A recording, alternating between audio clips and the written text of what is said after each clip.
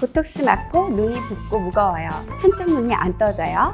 사무라이 눈썹이 되어서 사나워 보여요. 안녕하세요. 피부과 전문의 닥터진이 강진희입니다. 이번 영상에서는 주름 보톡스의 부작용이 생기는 원인과 예방법, 치료법에 대한 닥터진희의 노하우를 대공개하겠습니다. 보톡스의 보툴리눔 독소는 아세틸콜린이라는 호르몬을 분비되지 않게 하여 근육을 마비시켜 표정주름이 생기지 않게 하고 주름이 생기는 것을 예방하는 효과가 있습니다. 이마 보톡스는 이마 표정주름을 완화시켜주고 이마에 골진 고정주름, 선주름이 있는 경우에는 필러로 그 부분을 채워줘야 합니다. 이마 보톡스의 부작용으로는 눈썹 처짐, 사무라이 눈썹, 부종이 있는데요. 보톡스를 이마 가운데만 주입하거나 가운데보다 외측의 양을 부족하게 주입한 경우 근육의 균형이 맞지 않아서 사무라이 눈썹이 될 수 있습니다. 이 경우에는 올라간 눈썹 위쪽 이마근에 외측에 보톡스를 주입하면 눈썹이 다시 내려옵니다. 이마 보톡스, 눈썹 처짐이 발생할 수 있는 사람은 눈썹이나 눈꺼풀이 처지거나 안검하수가 있어서 보상으로 이마근을 사용해 눈썹을 올리는 사람입니다. 이런 분들은 눈꺼풀이 두툼하고 부어 보이고 눈을 뜨면 이마주름이 심해집니다. 이마근에 보톡스가 조금만 많이 투입되어도 눈을 뜨는데 지장이 생겨 눈썹과 눈꺼풀이 더 처져 보이게 됩니다. 눈썹 처짐이 발생할 경우 보톡스가 열에 약하므로 고주파 시술을 하는데 회복에는 시간이 소요됩니다. 부종은 이마 보톡스 시술 시 가장 흔한 부작용으로 이마 한가운데나 주사 부위 중심으로 발생할 수가 있습니다. 부종이 과도한 경우 이마 부종이 내려가 눈꺼풀 부종이 발생할 수도 있습니다. 부종이 생기는 원인은 마비된 이마 근육에 의해 2차적으로 림프순환 부전이 발생하기 때문입니다. 눈꺼풀 부종은 경하게 온 경우는 2주에서 4주 만에 없어지고 심한 경우에는 2개월까지 지속될 수가 있습니다. 부종이 생기면 눈꺼풀과 이마를 마사지해서 부종을 물리적으로 감소시켜주고 이마 보톡스 시술 부위에 고주파 관리를 해줍니다.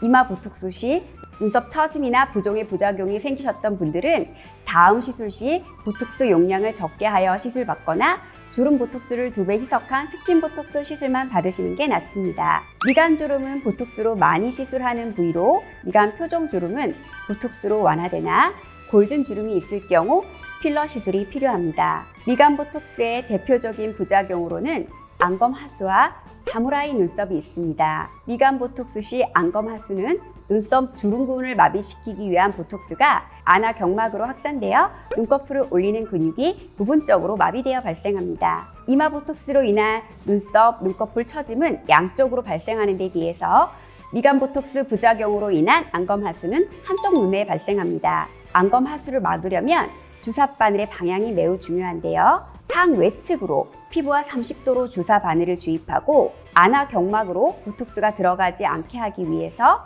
손가락으로 막으면서 시술합니다. 안검 하수 발생 시 교감신경 흥분제 안약을 넣으면 2~3시간은 괜찮은데요. 완전히 회복되는 데는 2~3개월이 소요될 수 있습니다. 보톡스가 열에 약하여 고주파 시술을 해주기도 하나 회복되는 데는 시간이 소요됩니다. 미간 보톡스 시 눈동자 가운데 위쪽 눈썹 주름곰 부착 부위가 많이 움직일 경우 그 부위에 보톡스를 놓을 때 근육의 불균형으로 사무라이 눈썹이 발생할 수 있어 이럴 때는 눈의 끝부분 외안과 눈썹 위쪽 2cm 정도 부위에 보톡스를 주입하면 사무라이 눈썹을 예방할 수 있습니다. 미간 보톡스의 부작용으로 눈꺼풀에 국소 부종이 발생할 수 있고 이때는 물리적인 마사지와 빠른 호전을 위해 고주파 관리가 필요합니다. 눈가 보톡스를 맞고 웃는 게 부자연스러워 보일까봐 걱정을 많이 하시는데요. 눈의 외양각에서 1.5cm 이상 떨어져서 멀리 소량 주입한다면 자연스럽게 눈가 주름을 개선시킬 수가 있습니다. 눈가 보톡스만 할 경우 눈가 근육이 움직이지 않아 1~2주 후 주사하지 않은 눈 밑 안쪽 세로주름과 콧등 쪽에 주름이 생길 수 있으므로 눈 밑 안쪽과 콧등에 같이 보톡스를 주사하는 게 좋습니다. 눈가 안측에 생기는 세로주름은 눈 둘레근에 의해 생기므로 보톡스 시술로 개선할 수 있습니다. 그러나 눈 밑 가로주름은 광대근의 움직임에 의한 것으로 보톡스로 개선될 수 없습니다. 눈 밑 보톡스를 할 때는 눈 아래 눈 둘레근을 따라 보톡스를 주사하는데요. 눈가 안쪽에만 주사하면 주사하지 않은 부위로 주름이 몰리는 현상이 발생할 수 있기 때문입니다. 콧등주름은 웃거나 찡그릴 때 콧등 가운데에 세로로 생기는 주름이고, 콧뿌리 가로주름은 눈과 눈 사이에 가로로 잡히는 주름을 말합니다. 콧등 주름과 콧뿌리 가로주름은 보톡스 시술 시 주름 개선 효과가 있습니다. 만두주름이라고 하는 입술 주변 주름이 생기는 경우 보톡스 시술로 완화될 수 있습니다. 그러나 과량 주사하면 음식이나 물을 먹을 때 흘러내리는 부작용이 있을 수 있으므로 적당량을 주사해야 합니다. 울퉁불퉁한 자갈턱도 보톡스 시술로 좋아질 수 있습니다. 주름 보톡스보다 2배 희석하여 얼굴 전체에 시술하는 스킨 보톡스도 피지샘 분비를 조절하여 모공을 줄여주고 잔주름과 피부 탄력을 개선합니다.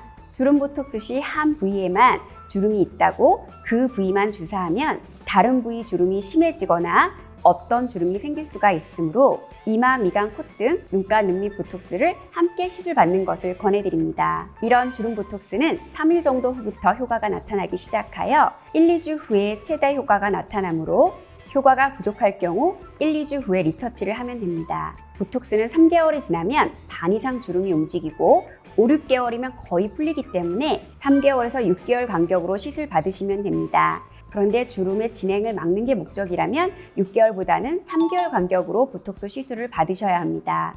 보톡스는 한 번 맞고 안 맞으면 주름이 더 심해지는 거 아닌가요? 라고 생각하시는 분들이 많은데요. 이것은 잘못된 상식입니다.